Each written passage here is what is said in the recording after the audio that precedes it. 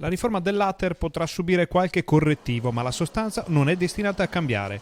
La precisazione è importante in un momento di grande tensione sull'argomento delle case popolari a Padova e nel Veneto, dove sono in molti a non aver ancora presentato l'indicatore della situazione economica equivalente, indispensabile per la calibrazione dei canoni. Anzi, di recente molti affidatari degli alloggi Ater di Padova hanno deciso di autoridursi il nuovo canone, a volte su suggerimento di associazioni, andando incontro a rischi molto pesanti. L'autoriduzione è molto pericolosa perché rischiano di incorrere in decadenza che è irrimediabile. Una volta che si sia verificata la morosità e sia intervenuto il provvedimento di decadenza è impossibile tornare indietro.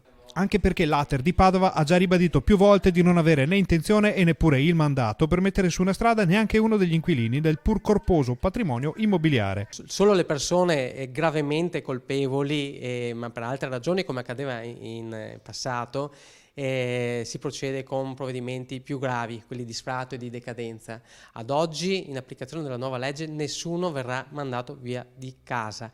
Le persone che ritengono di avere delle situazioni critiche o ingiuste hanno 24 mesi per chiarirsi, confrontarsi con gli uffici e vedere di trovare una qualche soluzione. A questo punto è però d'obbligo un chiarimento da parte dell'Ater sulle motivazioni della nuova legge regionale e sugli sviluppi dell'applicazione della normativa. Vi sono senz'altro delle contestazioni, le abbiamo viste nelle ultime settimane, tutte vengono esaminate con attenzione, le stiamo verificando, quindi nulla viene tralasciato, ma la maggior parte degli utenti sta pagando regolarmente e posso dire che riceviamo quotidianamente anche manifestazioni di stima da parte degli utenti finali in merito anche alla correttezza e alla direzione giusta in cui sta andando questa legge, che ricordiamo non è solo canoni, ma molti altri interventi che vanno nella direzione di tutelare le persone più deboli. Le criticità evidenziate dall'Ater riguardano infatti morosità da parte di alcuni inquilini, occupazioni abusive e canoni molto bassi a fronte di situazioni economiche di buon livello.